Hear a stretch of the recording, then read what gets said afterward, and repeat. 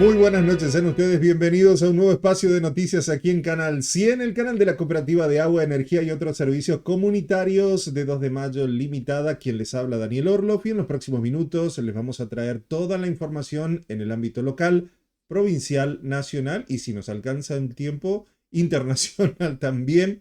Bueno, pueden comunicarse con nosotros al teléfono que aparece en pantalla, 3755-651822.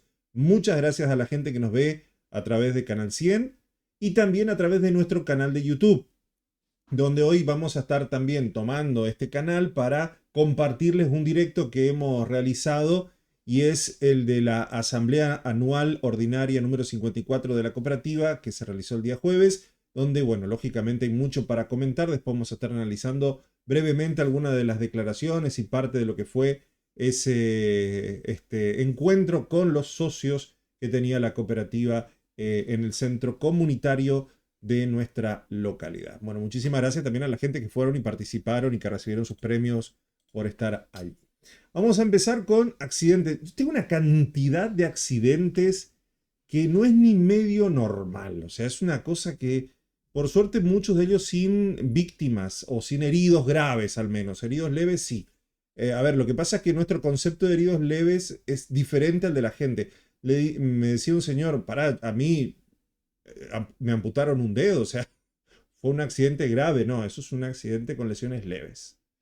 Incluso si perdés una mano, ya sería una lesión media grave, pero si está en riesgo tu vida es una lesión grave. O sea, yo por ahí veo que mucha gente se queja, che, pero no salió el accidente. No, porque eran lesiones leves. No, pero perdí un dedo. Bueno, pero no es una... Sí, o sea, para la persona, para lo que estamos acostumbrados es grave, pero médicamente hablando no es grave. O sea, no sé si me explico. O sea, es una cosa compleja que se maneja en términos policiales y también médicos. Pero sí, sí, hay una cantidad de siniestros impresionantes, impresionantes. Eh, si publicara sobre accidente de tránsito, San Vicente Informa y los portales de noticias en general, serían solos autos y motos estrellados, o moto y moto, o peatones, porque hay de todo. Caballos, hay de todo. Bueno, vamos a comenzar con esto que justamente hace un poco referencia. En este caso, un motociclista resultó gravemente herido tras un accidente en San Vicente. Este sí, un joven de 28 años sufrió lesiones de consideración este viernes al mediodía tras protagonizar un siniestro vial en el kilómetro 975 de la Ruta Nacional 14 en cercanías de San Vicente. En realidad, este hecho puntual me parece, sí, fue sobre la ruta nacional. Como consecuencia del impacto, el motociclista presentó múltiples escoriaciones y fue trasladado por bomberos voluntarios. Luego tenemos otro hecho, un trágico hecho de un ahogamiento de un niño de 4 años en Fracrán, un menor de edad identificado como César Javier, de apenas 4 años. Ingresó sin signos vitales al hospital de San Vicente, trasladado por bomberos voluntarios de San Alfonso también, ¿no? Llegaron allí, bueno, la policía después se fue a informar de lo ocurrido, fue a las 13 y poquito. En realidad, el hecho en sí fue a las 11:30 de la mañana aproximadamente. Llegaron a las 13:10 o se notificó más o menos a esa hora. En teoría, la tía del niño, Karina Gisela, de 21 años, estaba al cuidado del mismo. Él se alejó un poco de la vivienda y terminó cayendo en este lugarcito, cayó y se ahogó. Miren ustedes el lugar donde se ahoga el niño. Es un lugar no muy profundo, pero evidentemente trastabilló, no se pudo levantar a tiempo y se ahogó en ese pedacito de agua ahí. Un niño de 4 años.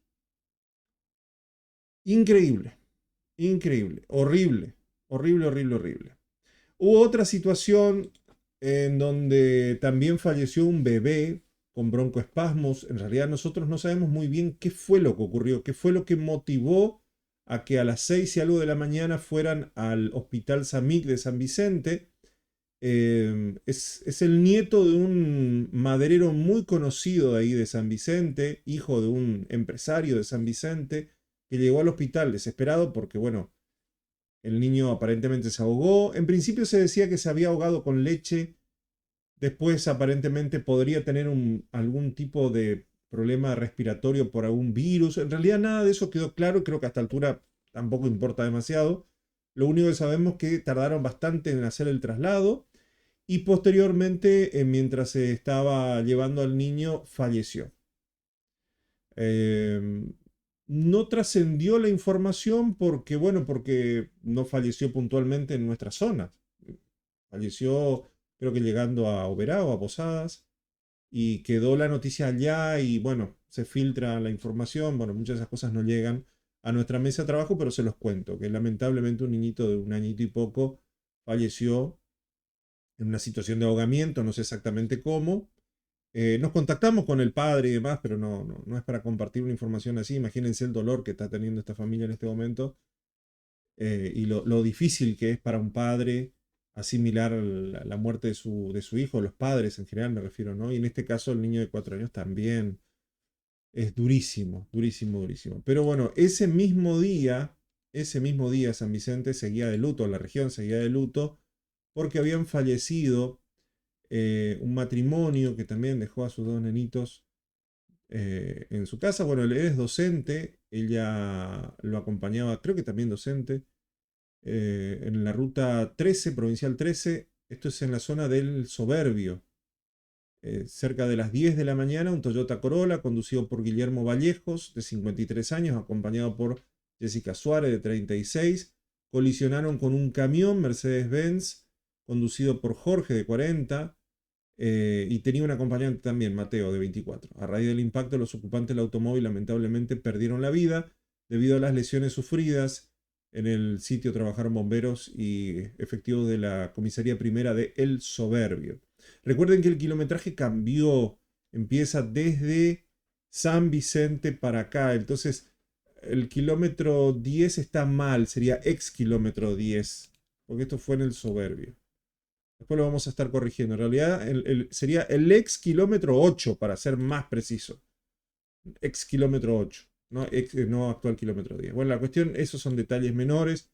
Lo que podemos estar hablando es que dos personas fallecieron en un accidente brutal ocurrido ahí en El Soberbio, en donde no sé si fue una mala maniobra o qué, pero fue un impacto del lado del acompañante. No sé si en el momento que quería ingresar, no sé, no termina de quedar claro. No vi tampoco el resultado de las periciales de criminalística en la unidad regional octava todavía, pero tengo entendido que fue una mala maniobra. No sé si del camión o del vehículo, pero sí tengo entendido que fue una mala maniobra y que terminó, bueno, lamentablemente en esta situación a altas velocidades, imagínense. Es un impacto brutal. Bueno, me acaba de llegar información. A ver, permítanme si lo busco, porque hubo un hecho acá en 2 de mayo, a mitad de año. Esto fue en junio, si no me equivoco. Voy a buscarlo, lo estoy buscando ahora. Ah, lo estoy buscando, creo que es este hecho. Ustedes se recordarán de este hecho, que lo voy a poner en pantalla. Esto fue el 1 de junio de este año, donde dos hermanos de 18 y 15 años fueron detenidos por la policía tras protagonizar un violento asalto contra un hombre de 86. Fue durante la madrugada, 1:30, 2 de la madrugada, en el barrio 60 Viviendas, aquí en 2 de mayo. Fue 1:30, mira, acá está, mira, la memoria que tengo. Aparentemente estos jóvenes habían sido detenidos, se le había secuestrado un arma, se le había secuestrado dinero. Bueno, ¿qué pasó? El pasado jueves se detectó un integrante más de la banda, que quiero compartir con ustedes la imagen. Acá está el momento en que lo detenían, lo demoraban a este hombre. Bueno, en ese momento, a ver si tengo por acá, habían detenido a... Bueno, ahí no están en esta imagen, porque la nota en aquel momento, como pueden ver, tenés una sola foto, no hay mucho más. Pero sí, en aquel entonces habían detenido todo este dinero. Esta era el arma que ocuparon para asaltar al abuelo, ¿sí? En aquel momento. Bueno, y hoy, o sea, el jueves, perdón, esta semana, detuvieron a este hombre sobre este caso que Salomón Isaac, le voy a dar solamente el nombre, 86 años, habían detenido a Alejo Daniel de 18, a Aaron Walter de 15, habían recuperado parte del botín sustraído y por orden judicial detuvieron a Samuel Alejandro de 34 años, que también vive acá en 2 de mayo, quien era aparentemente también partícipe del hecho. ¿Sí? Este joven que lo llevan demorado aquí, lo detuvieron el jueves pasado en averiguación en parte de este ilícito que ocurrió el 1 de junio. No sé si salió publicado en algún lado, seguramente lo vamos a publicar nosotros más tarde, pero la idea era comentárselos un poco. Bueno, vamos a compartir parte de lo que fue la asamblea, lo que contaban sobre la situación patrimonial, que a eso me parece lo más importante, ¿no? Lo que le interesa a los socios es la cuestión patrimonial de la cooperativa, cómo está. A ver si lo comparto por aquí, a ver. Ahora pongo un poquito más antes, así lo presentan. Viaje Escuela de Taekwondo, de agua potable del pueblo Ilia, colaboración con la cooperativa Eco Reciclable, con el trade. Lo podemos adelantar un poquito hasta que lo presenten. A la Municipalidad de 2 de Mayo, a Electricidad de Misiones Sociedad Anónima, a FECEP, FACE, FEMICAP, Miscop Gas, FAES, a Colsecor, a Marandú Comunicaciones, a los bomberos voluntarios de 2 de Mayo, al personal de la cooperativa y a los asociados que brindaron su apoyo cumpliendo sus obligaciones para con su cooperativa. Gracias, secretario, por la lectura bastante extensa de la memoria. Ahora vamos a pedir al sector contable que nos den las explicaciones del balance. Contador Tarnowski. Bien. Siguiendo con el orden del día, ponemos en consideración de los asociados los estados contables. Analizaremos en primer término el estado de situación patrimonial de la cooperativa al 30 de junio de 2025. Podemos observar que el activo total asciende a la suma de 7.147.320.513. Esto refleja una composición equilibrada entre el activo corriente y no corriente, lo que indica una correcta proporción entre la liquidez y el capital de trabajo. En términos comparativos, con el ejercicio anterior, los activos son similares. Para establecer el estado de situación patrimonial de la cooperativa al 30 de junio de 2025, podemos verificar algunos indicadores, como es el de liquidez rápida, en que por cada peso a pagar que teníamos en el corto plazo, se disponía de 1 peso con 88 centavos, es decir, que la disponibilidad de efectivos y créditos a cobrar representan un nivel adecuado para atender los compromisos a corto plazo. Comparando esta situación con el ejercicio anterior, este indicador era de 4 pesos con 16 disponibles para pagar obligaciones de corto plazo. Es decir, que teníamos mayor solvencia financiera para cumplir con los compromisos. El estado de situación patrimonial, también observamos el grado de endeudamiento que tiene la cooperativa. En el ejercicio es del 12,61% en relación al activo total. En el ejercicio anterior era del 8,35%. Es decir, que en este ejercicio tenemos un mayor endeudamiento respecto al anterior. Del análisis del pasivo, las principales obligaciones corresponden a compromisos con los proveedores, deudas laborales e impositivas, todas dentro de los parámetros normales de nuestra estructura patrimonial. En lo que respecta al mantenimiento del capital de trabajo, para la adecuada prestación de servicios y las inversiones realizadas en activos fijos, podemos observar que se conservaron los bienes estratégicos de la cooperativa, donde las incorporaciones realizadas fueron por 702.615.009 pesos. Estas inversiones pudieron ser efectuadas con recursos propios de la cooperativa en un 85%, con aporte de los asociados en concepto de acciones de capital rotativo. Por último, cabe realizar una mención sobre la rentabilidad. El patrimonio neto cooperativo disminuyó en un 4,84% respecto al ejercicio anterior en términos comparativos constantes, situación que se produce por los resultados negativos del ejercicio. El patrimonio neto es nuestro capital cooperativo y asciende a la suma de 6.245.762.388. Y es sostenido por 4.755 socios activos. El capital muestra una solidez y respaldo, reflejando la confianza de los asociados a la gestión del Consejo de Administración. Continuando con el estado de resultados del ejercicio, los resultados económicos del ejercicio muestran un saldo negativo de pesos 664.396.135, que comparados con el ejercicio anterior, registrados ascienden a una suma de 167.726.725 pesos positivos.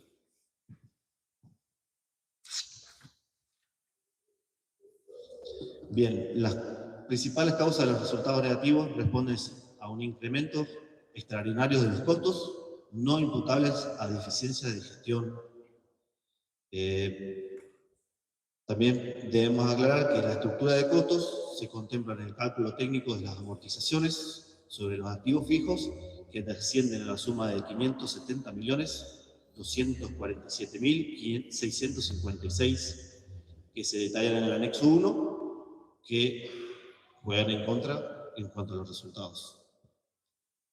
El resultado operativo de la cooperativa fue positivo por 181.780.255, pero la determinación del resultado final se debe contemplar los gastos de comercialización, administración y resultados por exposición a la inflación, que afectan negativamente en la suma de 162.389.916. Ok, voy a pasar a ver si encuentro las explicaciones que dio también el presidente. A ver, En cuanto a los voy a poner un resultados, poquito más por acá, creo que por acá era. Para poder entender un poquito más sobre los números. Si se escucha algo, perdón, porque yo estoy organizándome acá con... lo preparo. Ahí, más o menos ahí, como para poder escuchar qué es lo que decía también el presidente de la cooperativa. A ver, vamos a compartirlo. Totalidad al usuario final. Eso hace que se haya disminuido en forma importante los ingresos de la cooperativa para la correcta operación de todo el sistema. Además, se agregó, que ustedes habrán leído, escucharon en la memoria, una empresa de 2 de mayo importante que salió a comprar al mercado eléctrico nacional, lo que hace que disminuya también el VAT. Eso también es por decisión del gobierno de la nacional con respecto a sus nuevas políticas energéticas. Simplemente como una aclaración. Punto 4. Compensación del trabajo personal de los miembros del Consejo de Administración y síndico conforme a los artículos 67 y 68 de la Ley de Cooperativas número 20.337. En nombre del Consejo de Administración, ustedes saben que el Consejo desde siempre en esta cooperativa no percibe ningún tipo de compensación. Nuevamente, y más teniendo en cuenta la situación general que tenemos, proponemos a esta asamblea que el Consejo siga trabajando de la misma manera, trabajando, poniéndole el hombro y la administración de la cooperativa sin percibir haberes. Si están de acuerdo, por favor, levanten la mano.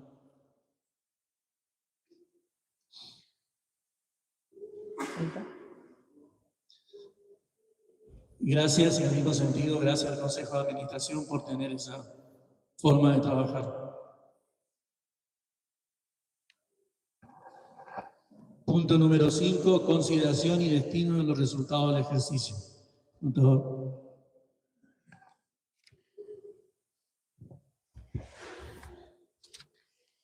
consideración y destino de los resultados. En el anexo 8 de la página 50 de los impresos se expone que las pérdidas acumuladas ascienden a 425.245.834, que deberán ser absorbidas por las reservas que resultan ser insuficientes. En el caso de no registrar excedentes en los próximos ejercicios, se deberá establecer los mecanismos para el mantenimiento del capital cooperativo.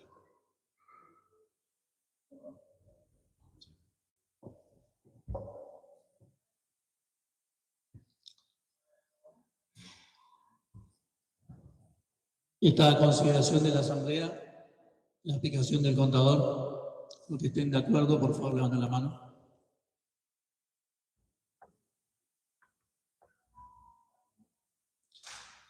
Aprobado. Punto número 6. Elección de 3 consejeros titulares por el término de 3 años por finalización de mandato. Bueno, más o menos hasta ahí. Después una de las cosas que por ahí Ángel Kuzuka también planteaba era el hecho de que, bueno, muchos de los subsidios van a ir cayendo de a poco. O sea, la idea es eliminar los subsidios, básicamente. Entonces, bueno, si por alguna razón a ustedes no les llegan los subsidios, o sea, si no aparecen en su boleta, se tienen que acercar de vuelta a la cooperativa para volver a gestionarlos. A veces caen por error, van probando, tanteando. Entonces, si ustedes notan que se le quitó el subsidio, la cooperativa tiene ahí todas las herramientas en la honoraria oficina, ustedes se acercan, le tramitan nuevamente y en principio se les reactivaría. Creo que se va a extender por un tiempo más. Yo creo que hasta el 2027 se van a extender mínimamente los subsidios a las personas de escasos recursos. Ahora, el tema es el consumo. Para sostener estos subsidios, ustedes no se tienen que pasar de determinada cantidad de consumo. Entonces, mi recomendación es que se acerquen a la cooperativa, observen esto, vean, vayan controlando el consumo para que no se pasen de ese mínimo establecido para poder recibir, o sea, ese máximo establecido, quiero decir, para que puedan seguir sosteniendo el subsidio. Si ustedes se pasan de ese monto, se va muy caro la electricidad.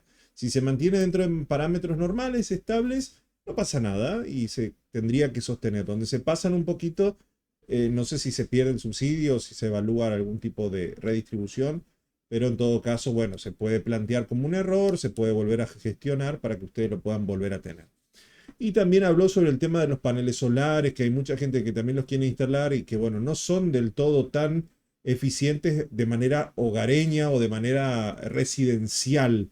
Sí, a nivel empresarial o a nivel industrial podría llegar a ser algo beneficioso, pero lógicamente la amortización se hace de acá a 10 años. Mientras tanto, lógicamente los costos son muy altos. Entonces, si tienen intenciones de colocar paneles solares, dentro de la cooperativa también hay un grupo de técnicos que les van a estar asesorando sobre consumo en vatios, hora, técnicas, tecnología que se pueden adquirir para que ustedes mismos saquen las cuentas y evalúen si vale la pena o no. No le están diciendo que no lo hagan, simplemente que lo evalúen bien. Como hay técnicos especializados ahí, yo sé, muchos van a decir, no, la cooperativa no quiere que tengas paneles solares. No, no es eso, no va por ahí. La cooperativa quiere que ustedes tengan el mejor servicio y lo más eficiente posible. Se acercan, ellos le van a mostrar todas las tecnologías, le van a explicar los cálculos en base a su consumo, y le van a decir si les conviene o no les conviene, o si les conviene algo intermedio, y lo van a asesorar y lo van a orientar correctamente en ese sentido, ¿no? Porque, a ver, la provincia está avanzando con el tema de paneles solares, todos están avanzando con el tema de energías renovables, pero claro, hay que hacerlo de manera inteligente. Si van a hacer la instalación porque alguien venga y se los diga maravilla, espectacular, y después a la práctica no tienen el mismo rendimiento y los costos que ustedes pagaron de manera fuerte, porque hay que comprar todo el equipamiento, la instalación y demás, no compensa y complica. Para un empresario que requiere mucho consumo para complementar al sistema de red y aflojar un poco con lo que es el consumo de red domiciliario, podría estar bueno, pero para el consumo del día a día, a ver, si estás en una zona muy alejada donde no tenés absolutamente ni siquiera cableado y la inversión, costo-beneficio, te conviene tener más un panel solar que toda la instalación eléctrica, o sea que la instalación eléctrica siempre va a ser más estable y más beneficiosa. Tener ambas no es negocio, o sea, es complicado. Por eso le digo, acérquense a la cooperativa, ahí le van a explicar efectivamente cómo se puede planificar todo esto y mucho más. Y por supuesto también, todos estos balances y demás ya estaban disponibles incluso antes de la asamblea, el papel con todos los detalles, ustedes lo pueden solicitar como socio, se lo dan, con todos los detalles, la memoria, balance de todo lo que fue en estos últimos 12 meses. Entonces ustedes ahí podrán evaluar si es como yo, que guardan todos los balances anteriores, hacer comparativas. Es muy bueno, realmente vale mucho la pena que se acerquen y lo tengan ahí en físico para que lo vayan leyendo y vayan analizando lo que cada uno escribió en esa memoria y balance de la cooperativa. Bien, seguimos con los hechos policiales. Lamentablemente, un grave accidente ocurrió en Azara, que bueno, provocó que una persona falleciera. En principio no estaba identificada y posteriormente sí se pudo identificar. Ocurrió a las 7:45 de esta mañana en la ruta provincial 1, a la altura del kilómetro 28, donde bueno, ahí atendió la unidad regional séptima de Apóstoles y acudió al lugar, pero bueno, por causa que se tratan de establecer, 2 vehículos colisionaron de manera frontal. Fíjense que es una zona de doble raya y que bueno, otras 2 personas resultaron con lesiones y producto del impacto una persona falleció. Fue la que justamente se impactó acá contra el pino. Uno podría ver la imagen y decir, no, murió la persona que está en el auto incendiado. No, la persona que falleció fue la que está en el vehículo de atrás que impactó contra el pino, mientras que las otras personas que estaban en el vehículo lograron salir lesionadas y lamentablemente producto del impacto se prendió fuego. Un Renault Megane contra un Volkswagen Voyage. El Volkswagen Voyage justamente es el que se encuentra aquí atrás. Y el que se incendió es el Megane. El conductor del primer vehículo fue identificado como Ramón Omar Pereira, quien falleció en el lugar, que está aquí atrás. Y por su parte, bueno, el conductor del segundo rodado, identificado como Maximiliano, y sus ocupantes Sergio Daniel y Noelia K., sufrieron lesiones de consideración, fueron trasladados al Hospital Madariaga de Posadas para recibir su atención médica. Yo no entiendo esta foto de la policía que te sacan media foto del cielo y no sé cómo sacan la foto, pero no importa. Lo importante es la noticia acá.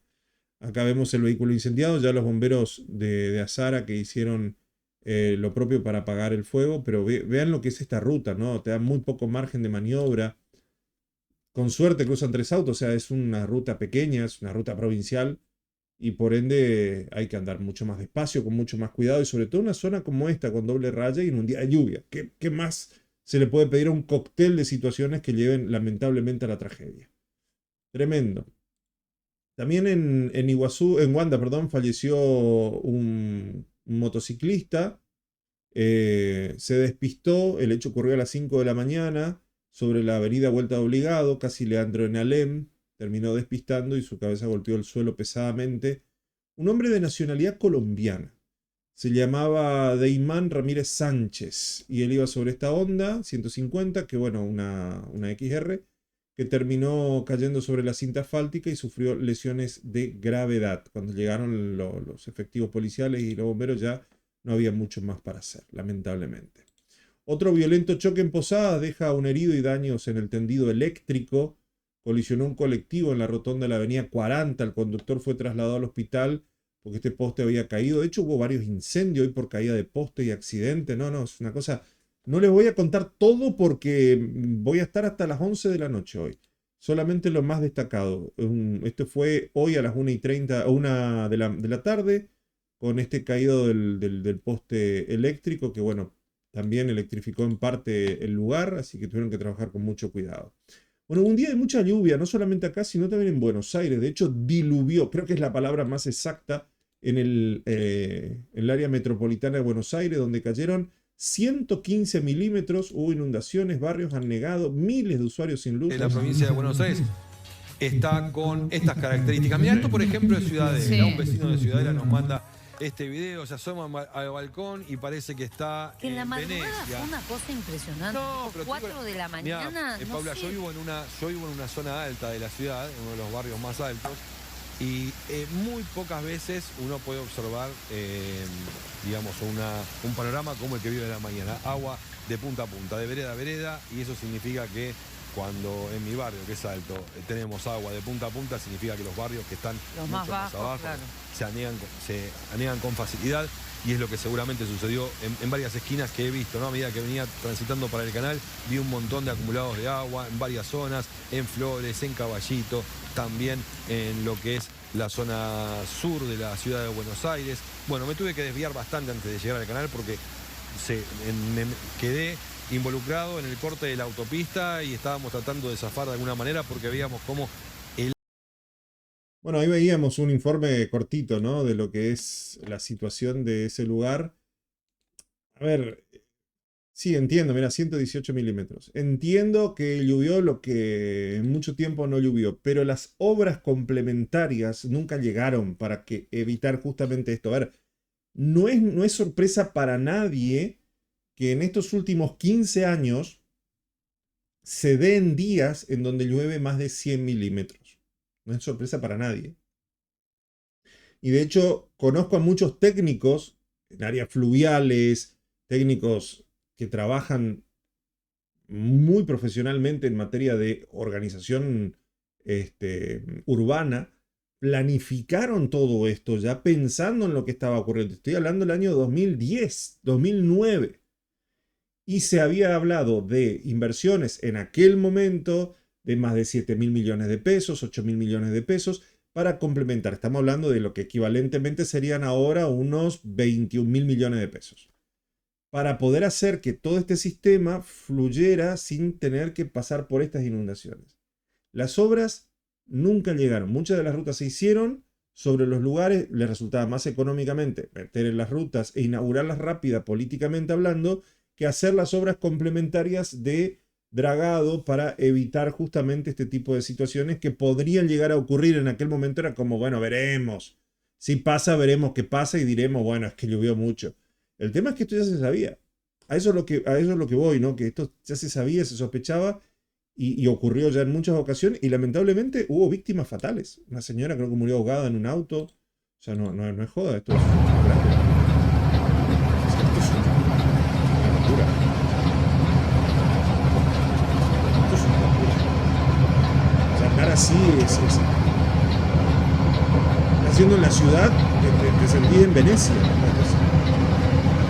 Acá en Misiones no lo vemos tanto, no porque no hayan obras, sino porque nosotros no tenemos, nuestra geografía no permite que se inunde de esa manera. Le bajo un poco el volumen. Nuestra geografía no permite que se inunde de la manera que está inundado acá. O sea, el material de esto es fílmico, hay un montón, ¿no? Pero digo, no hay, geográficamente Misiones, con las serranías no se nota tanto esto, pero hay barrios como en San Vicente y acá en 2 de Mayo, en lugares donde sí se nota la cantidad de agua, y lo he visto también en otras provincias, lo he visto que en otras localidades de la provincia, quiero decir. Bueno, acá se ve un pequeño mapa de las zonas más inundadas en rojo, en amarillo y en verde, pero bueno, fíjense que hay zonas en verde, pero con zonas de anegamiento. Geográficamente, si nosotros vemos los relieves, se van a entender que las zonas rojas son las más bajas. Y de todas maneras, el anegamiento es impresionante. Podría haber sido una tragedia mucho mayor, ¿eh? Si estamos hablando de estas zonas. Estos pasos nivel así que están hechos, están planificados en los costados y por debajo un sistema de dragado que no se hicieron porque iba a encarecer la obra y iba a retardar el tiempo de inauguración. Entonces dijeron, ¿qué pasa? No pasa nada. Cositas de la política y de todo esto. Ahora yo digo, los chinos, no sé si ustedes vieron, ellos lo hacen en un día todo esto. Claro, con recursos se hace todo en un día, ¿no? Pero, ¿qué quieren que le diga, gente? Es mucho, es demasiado. Es muy triste esto. Y lógicamente va a continuar hasta mañana, ¿eh? Nosotros todavía no hemos recibido el impacto de la lluvia más fuerte. Cambiamos de tema. ¿Quién es el señor J, el narco peruano acusado de ordenar el triple femicidio? Nosotros hablamos del pequeño J, pero hay otro. Joseph Fraser Cubas Zabaleta, vinculado a la organización criminal Los Pulpo de Trujillo. Está detenido en la central de la calle Caviña de la prefectura de la Policía Federal Argentina. Podría ser extraditado a su país por otras causas de tráfico de droga. La policía bonaerense allanó su celda anoche. Y bueno, lógicamente se le dio marco a la investigación. A ver. Esta es la celda del hombre, ¿no? Una cosa. No tiene audio esto, ¿eh? Esto está así, sin audio. Así convive un preso, es casi como un, no sé. Qué locura. Hay un montón de fotos filtradas de las chicas descuartizadas. Pero la mayoría de las fotos que circularon no son todas las fotos, son las fotos únicamente del ámbito forense. Si le envían las fotos, les recomiendo no las miren. No vale la pena ver una mujer descuartizada, no sirve. No le aporta nada a usted, no le aporta nada a la... ¿Por qué se filtraron estas imágenes de las chicas asesinadas? Porque la madre había dicho que no fueron descuartizadas. Y querían hacerlo pasar como que fue parte del proceso de la autopsia. Una autopsia no te descuartiza, o sea, es una locura. Se te abren B, se te revisa los órganos, se evalúa el motivo de tu muerte. Pero no te descuartizan como la cabeza entre una bolsa y todo lo demás. Sé que suena muy duro y muy crudo lo que digo, pero es parte de la investigación y esto que ocurrió allá, hasta los propios familiares lo negaban. Y estas fotos, bueno, en cierta manera se filtraron un poco para contrarrestar todo eso. Bien, vamos a cambiar de tema. Vamos a hablar de las elecciones. Mañana se tiene que elegir 3 diputados nacionales aquí en la provincia de Misiones, después a nivel nacional. Ahora también tengo unos mapitas ahí para mostrarles. Pero bueno, básicamente elecciones legislativas 2025. Argentina va nuevamente a las urnas. Se renuevan casi la mitad de las bancas de la Cámara de Diputados y 1/3 del Senado a nivel nacional. Porque a nivel provincial, recuerden que nosotros ya el 8 de junio pasamos nuestras elecciones provinciales. No va a haber cuarto oscuro. Va a estar esto que se llama cabina de votación, que es un biombo hecho de cartón que viene junto con las urnas y con todos los elementos necesarios. El voto, ¿cómo te lo van a dar? Ojo al dato, voy a dejarlo así. El voto te lo dan en un talonario, como los talonarios de sorteos, ¿viste? De los bomberos, algo por el estilo. Bueno, es un talonario enorme, del cual antes de llegar no puede estar suelto. No puede estar suelto. El talonario tiene que tener el número de mesa, el distrito, es un talonario exclusivamente para ese lugar, para esa mesa. Porque antes, viste que era el voto, era medio universal, aunque era uno por cada digamos, partido político, por cada candidato. Ahora la boleta es única, pero se distribuye una cierta cantidad, un poquito más de lo que va por mesa. Si hay 250 votantes, creo que se envían 500 votos por mesa. Algo así más o menos. No sé exactamente, pero es un talonario. Entonces el presidente de mesa rompe el voto, o sea, arranca el talonario y lo firma y te lo da. No hay sobres. Entonces vos te vas a ese biombo, marcas una X al candidato que querés, lo doblás, te dice exactamente por dónde doblar y lo metes en la urna. Punto. No hay más matemática en esto. No hay cuarto oscuro, no, vas, agarras una virome, tachas con una X, doblas y a la urna. Así se vota. Había todo un tema con el tema de la virome. Si vos querés llevar tu propia virome, yo creo que en principio no hay problema. Lo único que tenés que tener cuidado es que no esté suelto el voto cuando llegas. Te lo tienen que sacar del sistema ahí, te lo tienen que arrancar y te lo tienen que entregar ahí. Y lógicamente no se pueden sacar fotos. ¿Por qué no se pueden sacar fotos? Porque había una cadena, el voto cadena en parte es eso también. No solamente el tener el sobre firmado por el presidente y llevar el sobre para poder seguir haciendo bueno, voy a explicar cómo es el voto cadena acá. Pero básicamente mucha gente sacaba la foto de a dónde iba a votar para salir y mostrarle al puntero político que había votado por el partido que tenía que, entre comillas, votar. Bueno, ahora si votás, te multan por 77.000 pesos. Entonces no saques ninguna foto. No puedes sacar la foto. Los políticos sí, al momento de ponerle el voto en la urna, capaz te pueden sacar una foto, pero el momento en que votaste, a quién votaste, no. E incluso posterior a las elecciones. Posterior. Creo que hasta 3 meses posterior a las elecciones, una cosa así, no puedes subir la foto de vos votando o a quién votaste. Para evitar fraudes y situaciones así, que me parece perfecto, o sea, de última. Si te da más tranquilidad y más seguridad, bienvenido sea. ¿Y qué otra cosita más? Se renovarán 127 de las 257 bancas de la Cámara de Diputados y 24 de los 72 senadores.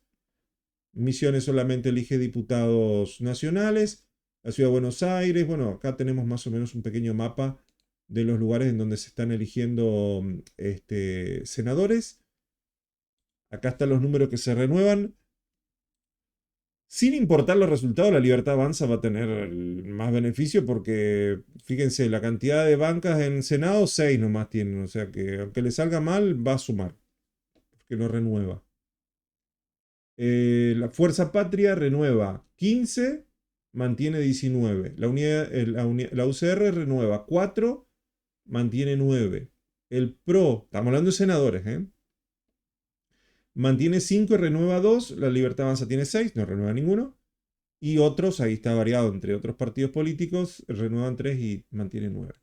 Y en Cámara de Diputados de la Nación, Fuerza Patria tiene 52 escaños que mantiene y renueva 46. Y la Libertad Avanza solo renueva 8, o sea que cualquiera sea el resultado, va a tener un montón. El que más perjudicado acá yo veo que está es el PRO y Fuerza Patria, ¿no?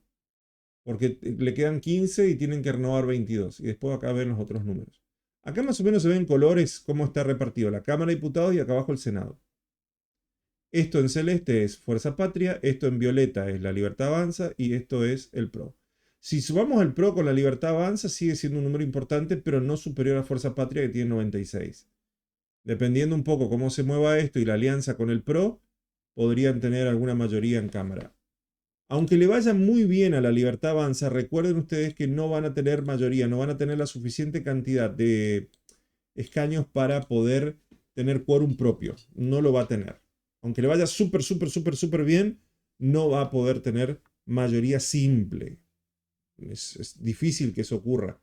Recién ocurrirá en 2027 si continúa la gente votando el mismo grupo, no lo sé. Pero en principio sería más o menos así.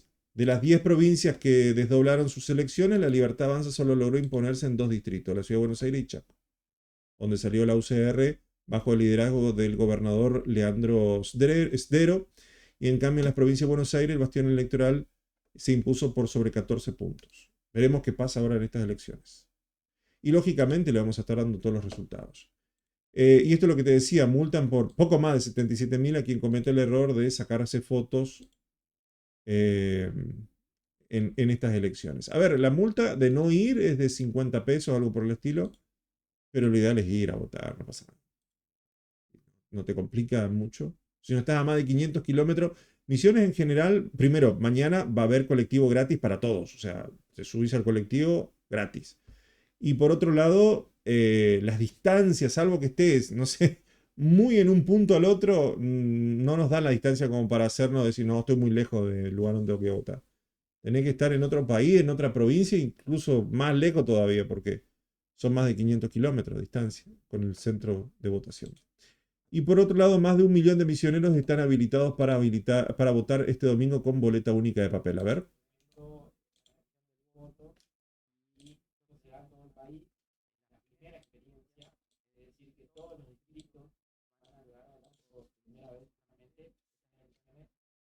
Nuevo sistema. Para esto ya hemos venido, estas son unas elecciones nacionales particulares porque se pone justamente en funcionamiento este nuevo sistema que es la boleta única de papel como instrumento para emisión del voto, y esto se da en todo el país, es la primera experiencia, es decir que todos los distritos van a llevar adelante por primera vez justamente estas elecciones con este nuevo sistema. Para esto ya hemos venido hace varios meses trabajando sobre todo en lo que es información y capacitación a la ciudadanía para que justamente el día domingo la mayor cantidad de ciudadanos misioneros posibles llegue con la información de cómo es este nuevo sistema. Este nuevo sistema que nosotros entendemos que simplifica y de alguna manera genera mayor facilidad para el elector, pero que es nuevo y ese día seguramente las autoridades de mesa van a tener que también hacer un poco de docencia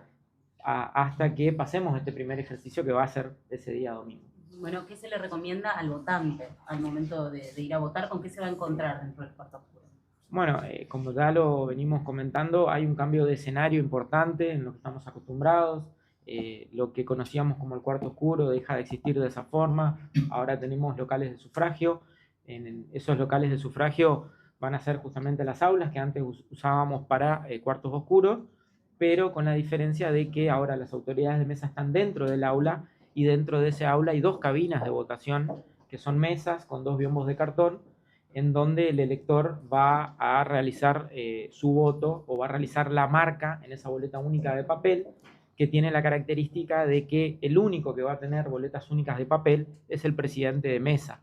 Es decir, que tal vez una recomendación para la sociedad es que nada de lo que ellos puedan llevar de su casa le va a significar un voto válido. El único voto válido es el que se realiza con la boleta única de papel firmada por el presidente de mesa y que le va a entregar al momento de emitir el voto. ¿Llevamos virome, no llevamos virome? Es muy importante lo que mencionó Marinoni ahí. Vuelvo a insistir, Marinoni es el secretario electoral nacional en Misiones.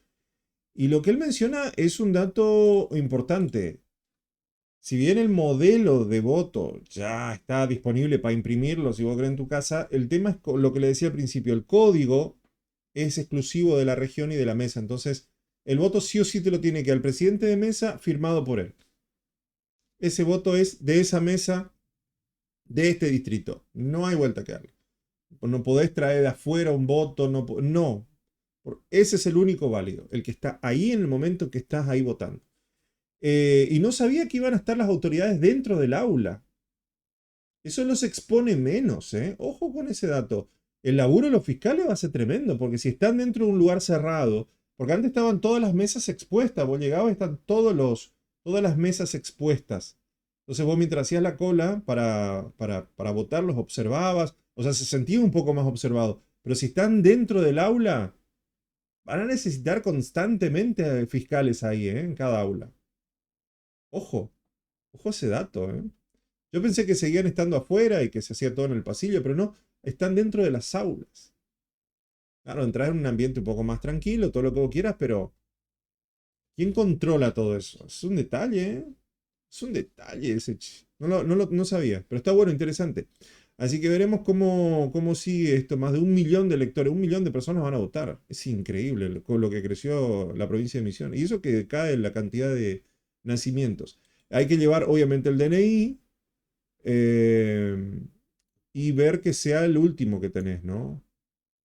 Que no se acepta el DNI digital. O sea, porque por ahí mucha gente dice, no, yo llevo el celular, el DNI digital. No, tienes el último DNI para evitar los problemas como tal. Y bueno, lógicamente este sistema es mucho más factible, mucho más práctico, sobre todo para los pequeños partidos políticos que no pueden imprimir suficientes boletas, le dan un mínimo. Esto les da una cierta tranquilidad. Y bueno, y esto es lo que les decía también, que va a haber transporte público gratuito para todos en el día de mañana. Ahora sí, señoras y señores, muchas gracias por la atención dispensada. Nosotros nos retiramos, nos encontramos el martes con todo el resumen de lo que fue estas elecciones. Por cualquier consulta, duda, ahí está nuestro número de teléfono en pantalla, 3755-651822. Ahí ustedes nos escriben, nos comentan, compartimos ahí, le respondemos al momento y si no, lo que nos piden lo traeremos al programa el martes a las 13 aquí por la pantalla de Canal 100 y por nuestro canal de YouTube. Que tengan un buen fin de semana, una buena jornada electoral, tranquila. Esperemos que la tormenta no haga nada fuera de lo normal, más que traer un poco de agua, o sea que no haya granizo ni viento ni nada perjudicial. Y cualquier cosa les estaremos avisando, por supuesto, con algún flash informativo también aquí por las pantallas de Canal 100. Ahora sí, que tengan una excelente final de jornada y lógicamente una buena jornada electoral para el día de mañana. Chau, chau.